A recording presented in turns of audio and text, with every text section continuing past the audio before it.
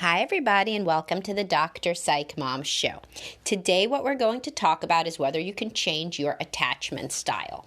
So, your attachment style, I've gone in depth on what that is in various podcasts. You should refer back to the one that's on attachment style to understand what they are. And basically, there's secure and insecure. There's two types of insecure. So what we're talking about is, can you change? Well, I mean, I guess I was thinking about, can you change from insecure to secure, which was what I was asked in my Facebook group. But also, can you change from secure to insecure? And I'll discuss that as well. So before I get into it, I must tell you to subscribe as usual. I have a lot of ones on, remember, female arousal, female hyposexual disorder.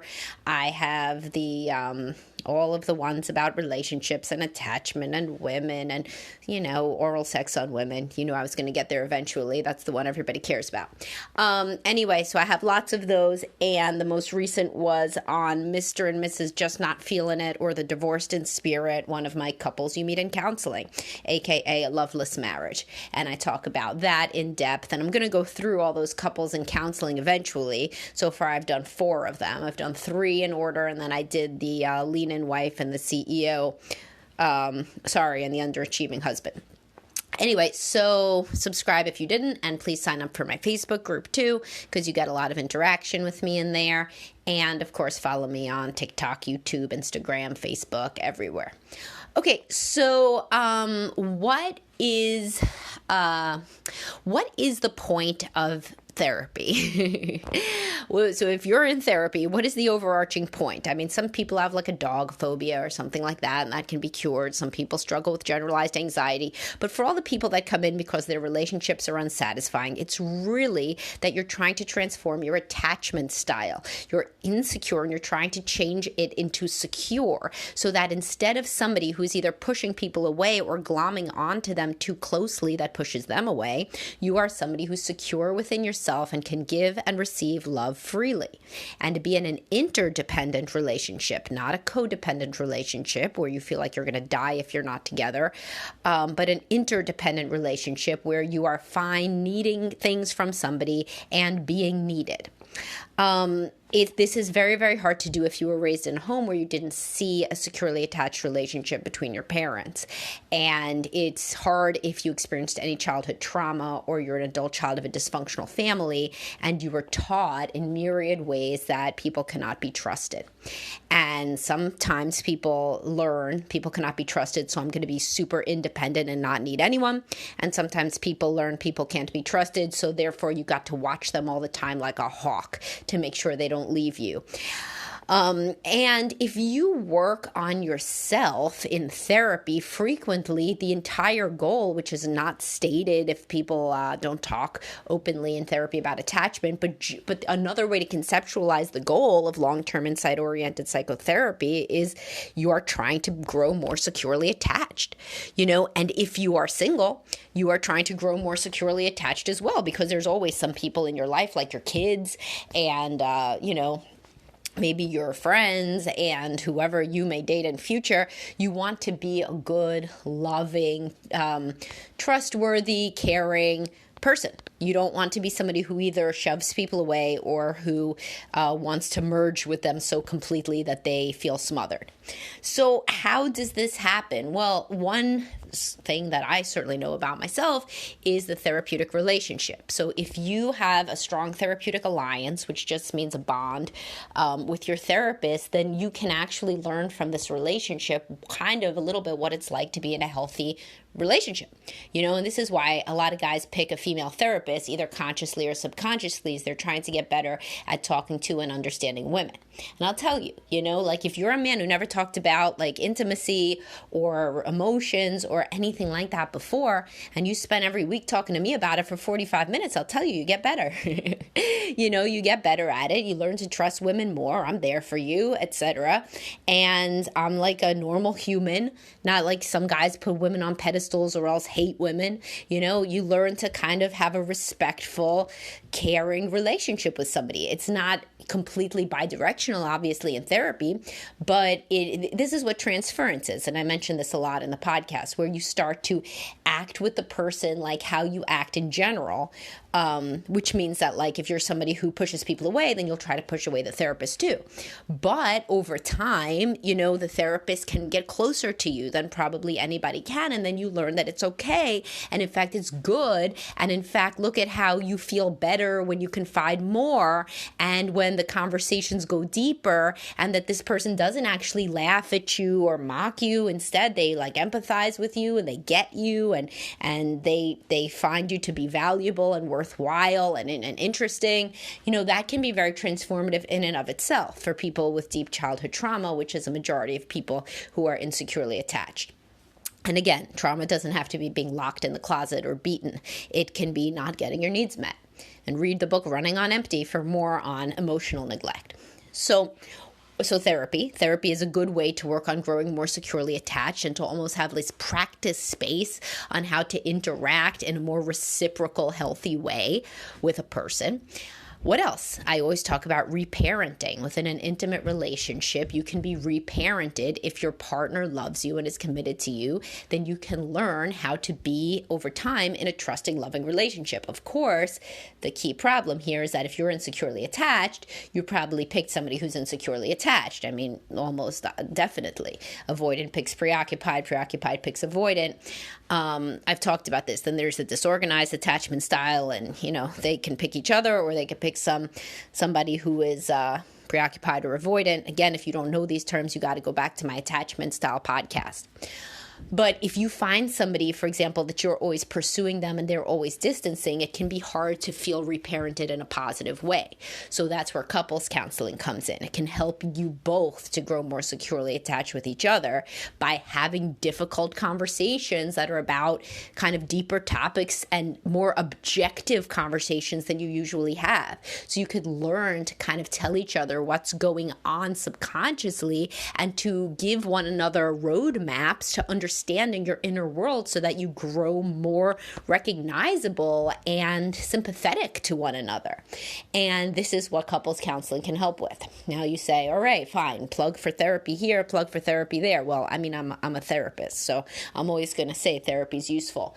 But are there any other ways to grow more securely attached? Well, on a positive note of things that transpire in the world, when you're a little child that gets adopted into a healthy family after you were taken out because of abuse or neglect, and I worked with children like this many years ago, if you're adopted into a loving family and they show you that, you can count on them and things are safe and secure and your new parents love you, yeah, you can grow more securely attached. You really can. And this can also happen even if you have like sometimes people grow into like they love their in-laws the way that they should have loved their family if their family would have been, healthy. And so like a person who like at a young age, let's say a girl is dating a guy and his parents are very loving, or even a best friend and her parents are very loving. You can get that reparenting experience from these surrogate parents. And that can transform your attachment style in some way. Basically, the thing that transforms your attachment style is learning that you can be confident in the fact that somebody's going to love you and have your best interests at heart. And this can happen through long-term relationships where you are working on the relationship and increasingly trying to be there for one another in different ways. It can happen by finding a parent figure that can do this reparenting. It can happen via therapy. And so these are all the various ways that people can learn to be more secure in their place in the world and to shed these dysfunctional coping mechanisms, which really are boiled down to either pushing people away or pulling them in too close. And this can happen. If I did not think that an attachment style could be changed, then I would be in the wrong business. And I've seen it happen.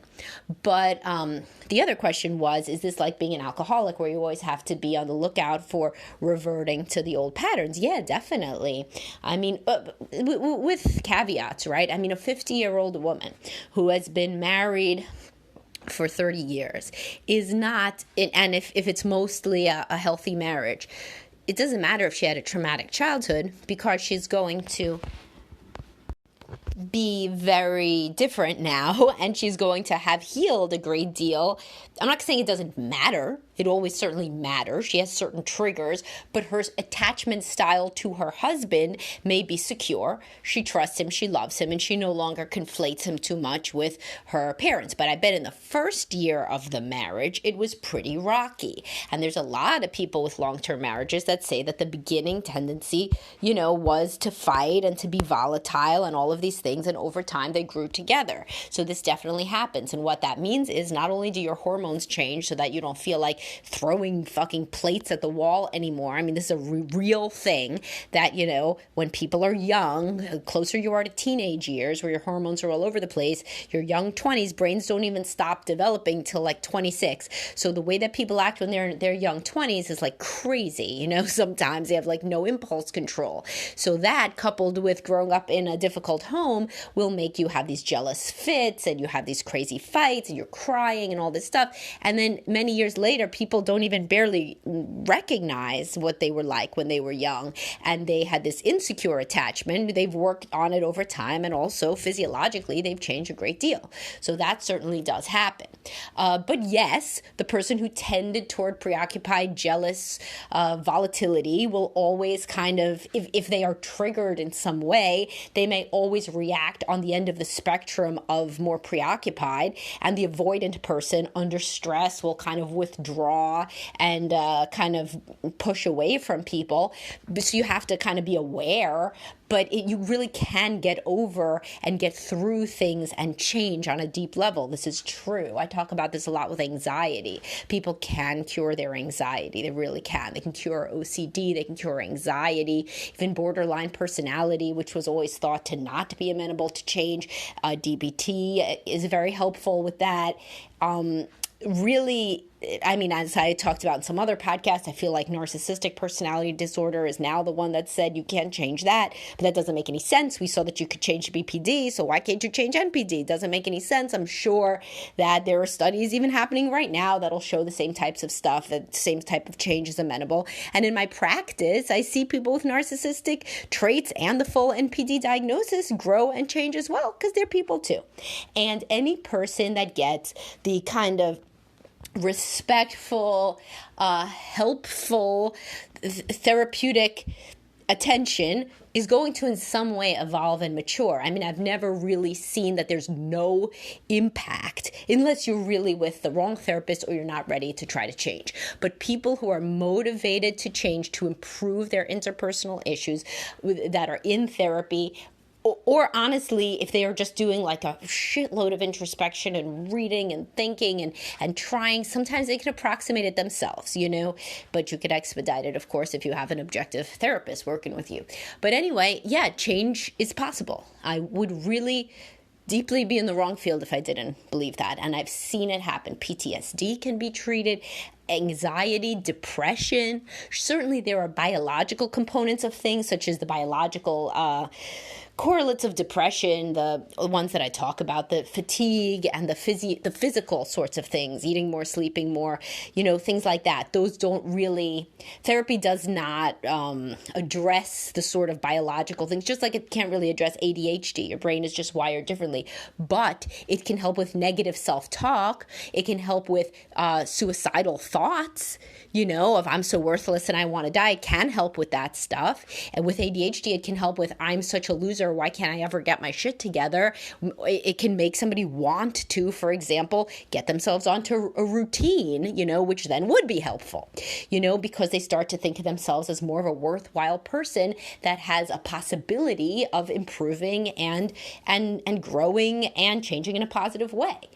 So yes, I do think therapy can be very transformative, and I do think that attachment style can change, and people have large impacts on one another. And if you are in a healthy and loving relationship, that can often be transformative It's not going to be transformative without your help. And it isn't exactly like the situation where a little child who sadly got abused is now adopted by a loving couple, and then that child doesn't really do much of anything on their end to be different. Just the parents' love will be transformative for them. In an adult relationship, you certainly do have to try on purpose to act in different ways, but when you do that and then your partner responds differently and you see that it's possible to have healthy interactions, then that can be a very transformational idea.